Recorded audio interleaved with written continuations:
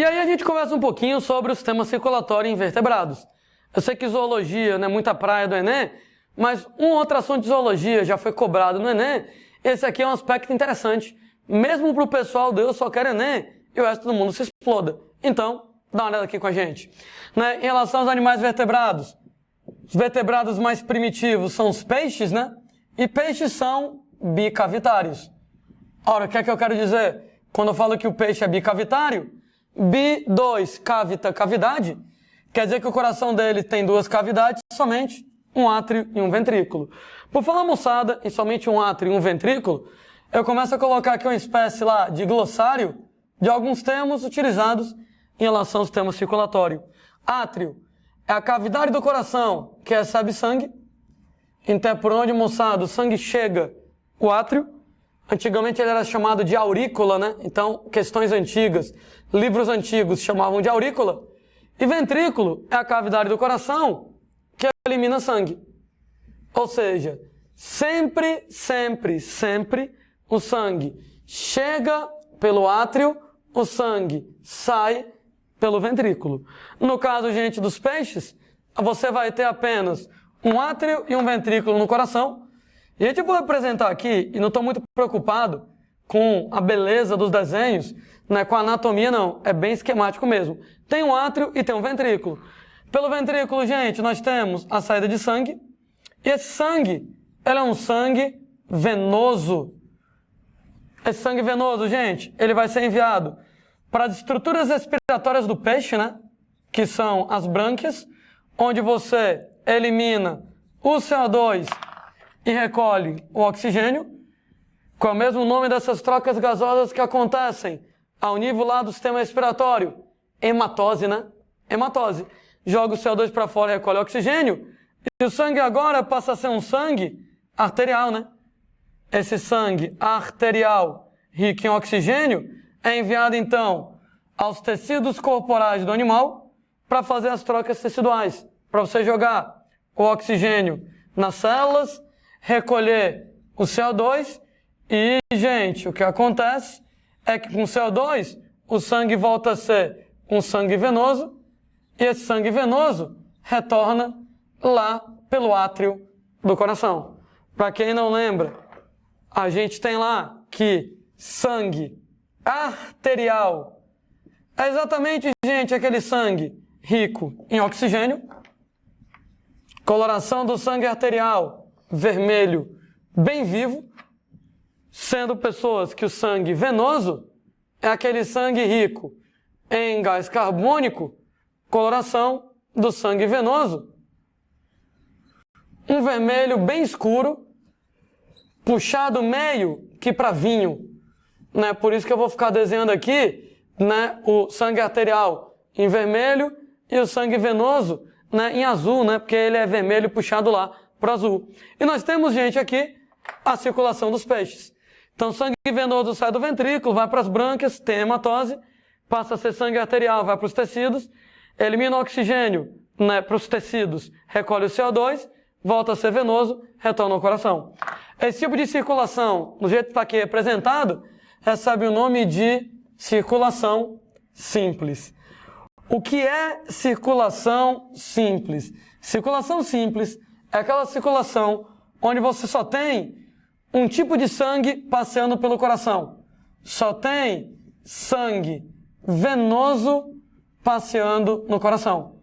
Então pode notar que o coração ele é inteiramente venoso. Vou abreviar coração, tudo bem? Então você só tem, nesse caso, sangue venoso passeando pelo coração, circulação simples. Por que circulação simples ela não é muito legal? Porque toda vez, moçada, que o ventrículo contrai, ele bombeia o sangue com muita força e você vai ter uma pressão de bombeamento muito alta. Então o ventrículo ele contrai, no que ele contrai, ele elimina o sangue com muita força, a pressão é alta. Só que à medida que o sangue vai passeando, a pressão do sangue vai caindo. Quer dizer que o sangue sai com a pressão do caralho do ventrículo, mas quando chega nas brânquias, a pressão, ela já deu uma caída. Ainda é alta, mas já deu uma caída. Mas quando o sangue continua passeando, ele chega nos tecidos com a pressão muito baixa. E, gente, como o sangue chega no tecido com a pressão baixa, não chega com muita eficiência, a oxigenação dos tecidos é prejudicada. Então, o que acontece é que em animais, como os peixes, como a circulação é simples, só tem sangue venoso no coração. Isso quer dizer automaticamente que você tem uma baixa pressão de bombeamento de sangue, isso nos tecidos, né? Então, como eu estava comentando, a pressão sai bem alta do coração, mas ela vai caindo, aqui ela ainda é alta nas brânquias, mas nos tecidos ela é baixa. Com a baixa pressão nos tecidos, automaticamente nós teremos uma má oxigenação tecidual, e devido a essa má oxigenação tecidual, o resultado é que esses caras têm um metabolismo lento. Uma vez que eles têm um metabolismo lento, isso tem uma consequência muito importante para a vida deles. Eles não conseguem produzir calor muito eficientemente. No que eles não produzem calor por conta própria no corpo, eles adquirem um calor no meio. E aí, moçada, uma vez que eles adquirem um calor no meio, eu vou dizer que eles são ectotérmicos. Olha, moçada, que nome lindo, ecto, fora, térmico, calor. Por quê? Uma vez que a pressão de bombeamento nos tecidos é pequena, não oxigena bem. Como não oxigena bem, sem oxigênio não tem respiração aeróbica legal, o metabolismo é lento. Eles não conseguem fabricar calor próprio de modo eficiente, eles adquirem calor no meio, ectotérmico. Ecto, fora, termo, calor. Então, um detalhe, se eles adquirem calor no meio, se o meio está quente, eles ganham muito calor e ficam quentes. Mas se o meio está frio, eles adquirem pouco calor e ficam frios. O que quer dizer que nesses animais, a temperatura do corpo é igual à temperatura do meio. Se o meio está quente, eles ganham muito calor e ficam quentes. Se o meio está frio, eles ganham pouco calor e ficam frios. E aí eu vou dizer que eles são pecilotérmicos. Animais pecilotérmicos são animais cuja temperatura do corpo varia em função da temperatura do meio. E nesse caso, a temperatura do corpo é igual à temperatura do meio. O que me leva a outra consequência. Como eu estava comentando, se o meio está quente, eles estão quentes. Se o meio está frio, eles estão frios. Se o meio está muito frio, eles estão muito frios. A água do corpo deles congelam e eles morrem. O que quer dizer que esses caras somente podem habitar ambientes quentes. Eles, moçada, não podem habitar ambientes frios. Se você colocar eles num ambiente muito frio, a temperatura do corpo vai ser igual à temperatura do meio e ele vai congelar até a morte. Alguém briga comigo, ô Landim, mas não tem peixe, por exemplo, lá na Antártida? Não tem peixe, por exemplo, lá no Polo Norte? Tem. Mas porque é bom lembrar que o peixe, ele é aquático, né? O peixe, ele vive na água. E a água tem um alto calor específico, né? Que significa isso mesmo? Que a água, ela varia pouco de temperatura. A temperatura da água, ela tende a se manter mais ou menos estável. Daí, só dá certo, moçada, o peixe viver lá no Polo Norte, lá na Antártida, porque peixe é aquático. E bem ou mal, como a água tem um alto calor específico, temperatura da água não varia tanto, temperatura da água, moçada, não é tão fria quanto a temperatura do ar. Se você for para a Antártida agora, temperatura do ar na Antártida, menos 50 graus. Frio pra caralho. Mas, gente, dentro da água, bem quentinho, 2 ou 3 graus Celsius. Tudo bem, 2 ou 3 graus é frio pra caralho, mas é muito mais quente do que menos 50. Por quê? Porque como a água tem um alto calor específico, a temperatura dela não varia muito. Então, enquanto o ar ele é muito, muito, muito frio, menos 50, menos 60, menos 70 graus, a água ela tem uma temperatura muito mais amena e dá para o peixe sobreviver. Mesmo porque, qual é a mínima temperatura que a água pode ter? Mínima temperatura que a água pode ter é 0, né? Porque abaixo de 0 deixa de ser água e passa a ser gelo. Então, enquanto água é água, enquanto água é água, enquanto água não é gelo, é porque a temperatura está acima de 0. 1, 2, 3 graus, mais suficiente para o peixe poder se manter. Então, ele tem um metabolismo baixo? Tem. Mas para a maneira de viver do peixe é tranquilo, mesmo porque tem que imaginar também que o peixe vive flutuando na água, né? Aquele lance das aulas de física do empuxo, que o empuxo sustenta o peixe. Como empuxo sustenta o peixe, ele pode ficar boiando parado na água, sem fazer porra nenhuma, e economizar energia. Né? Para ele, se deslocar é mais fácil que para você. Você aqui na terra, não tem um empuxo te ajudando, então é muito pesado. Mas dentro da água, o empuxo diminui, entre aspas, teu peso, e com isso tu fica mais leve. Então para o peixe é bem mais tranquilo de ele se virar. A gente, moçada, tem então que o segundo grupo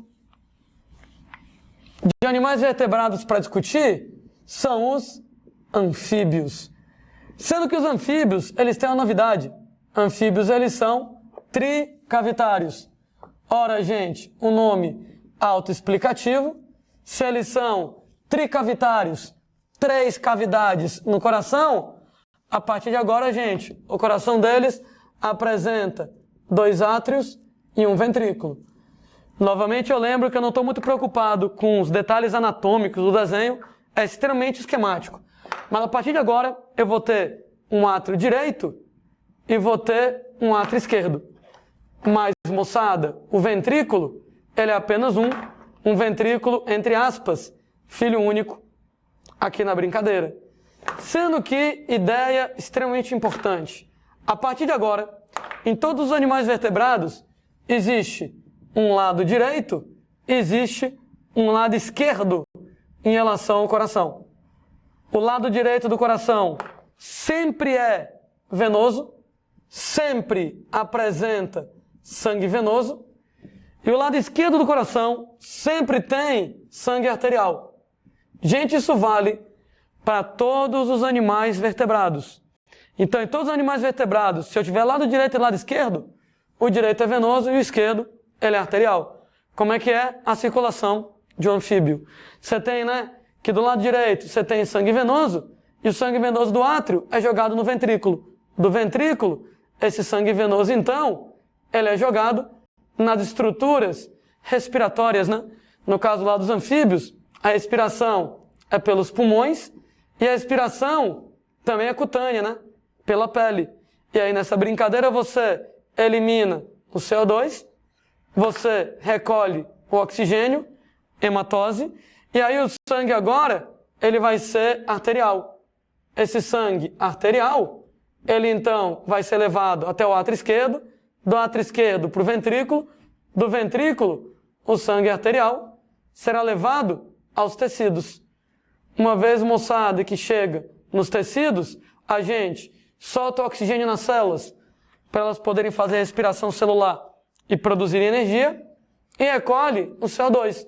E aí o sangue volta a ser venoso, e esse sangue que volta a ser venoso, ele retorna lá pelo átrio direito ao coração. Tá aqui então como funciona a circulação do anfíbio. Né? Quando você fala na circulação dos anfíbios, eu vou dizer agora que a circulação deles é uma circulação dupla. O que quer dizer que a circulação é simples?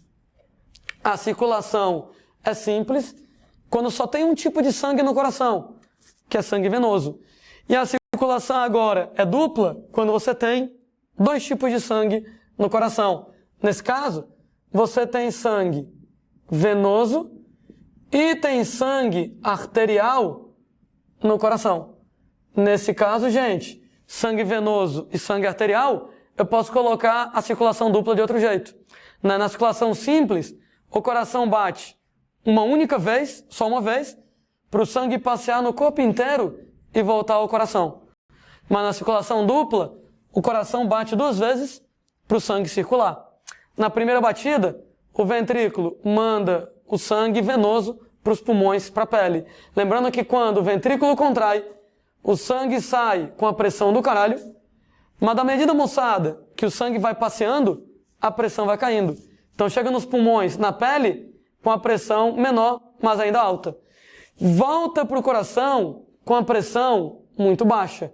Aliás, é o problema, né, da circulação dos peixes. Porque você tem que o sangue sai com a pressão do caralho, chega nas brânquias com a pressão um pouco mais baixa, mas ainda alta, mas chega nos tecidos com a pressão baixíssima. E uma vez que chega com a pressão baixíssima nos tecidos, uma má oxigenação implica um metabolismo muito baixo. Aqui, gente, só não vai ser desse jeito, porque o sangue sai com a pressão do caralho do coração, chega nos pulmões com a pressão ainda alta. volta para o coração com a pressão baixa.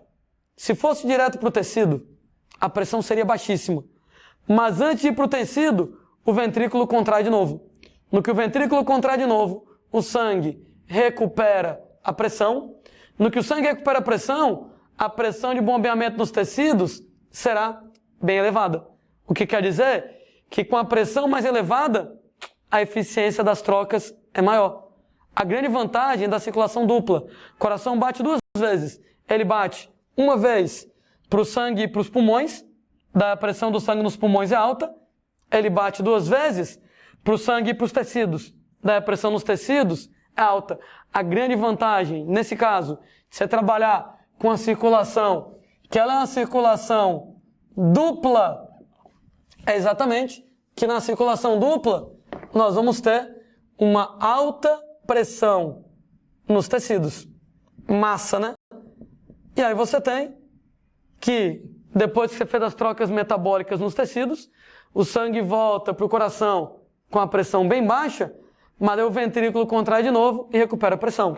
Então, circulação dupla. Tem dois tipos de sangue, venoso e arterial no coração. Venoso e arterial no coração. O coração bate duas vezes para bombear sangue. Ele bate uma vez para bombear sangue para os pulmões, então a pressão nos pulmões é alta. Volta para o coração com a pressão baixa. Bate uma segunda vez para bombear sangue para os tecidos, então a pressão do sangue nos tecidos é alta. Volta com a pressão baixa e vai. Bate uma vez para levar sangue para os pulmões, com a pressão alta. Volta com a pressão baixa, bate duas vezes para levar sangue aos tecidos com a pressão alta. Ou seja, a pressão nos tecidos, ela é legal. Só tem um problema, que a circulação desses caras é uma circulação incompleta. Quer dizer circulação incompleta? É que como só tem um ventrículo, inevitavelmente eu vou ter mistura de sangue. Ora, moçada, o resultado é que vem lá o sangue arterial e quando ele é jogado no ventrículo, ele acaba misturando e ele vai junto com o sangue venoso. Então não é sangue venoso puro, é sangue venoso misturado com arterial. O que não tem problema desse lado. Do lado de lá, você tem que vem o sangue venoso, mistura no ventrículo, e vem, nesse caso, sangue arterial misturado com venoso. E eis aqui o problema. Que o sangue que eu estou bombeando para o tecido, ele pode até ter uma pressão alta, mas ele não é sangue arterial puro. Se ele fosse arterial puro, ele teria muito oxigênio, mas ele é arterial misturado com venoso. De maneira que, nesse caso, ele tem pouco oxigênio e vai ter proporcionalmente muito gás carbônico, o que quer dizer que não oxigena os tecidos direito. Dizer que a circulação é incompleta é dizer que nós vamos ter mistura de sangue venoso com sangue arterial no sistema circulatório. O que quer dizer que a circulação pode até ser dupla, mas ela é incompleta. Uma vez, moçada, que a circulação ela é incompleta, mesmo com a pressão do sangue elevada nos tecidos, você tem um sangue misturado nos tecidos. Ele não é um sangue arterial puro. Se fosse arterial puro, ele teria muito oxigênio, mas ele é arterial misturado com venoso, oxigênio misturado com CO2. Então ele apresenta proporcionalmente pouco oxigênio, menos oxigênio do que deveria ter, porque ele é misturado. Como você tem pouco oxigênio, você vai ter uma má oxigenação tecidual. Essa má oxigenação tecidual implica automaticamente num baixo metabolismo. Mesmo com a pressão alta nos tecidos, como o sangue é misturado, ele tem pouco oxigênio, você vai ter um baixo metabolismo.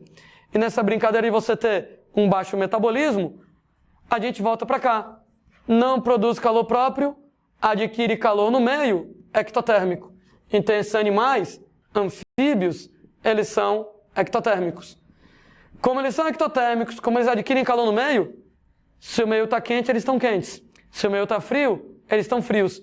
Temperatura do corpo é igual à temperatura do meio, eles são pecilotérmicos.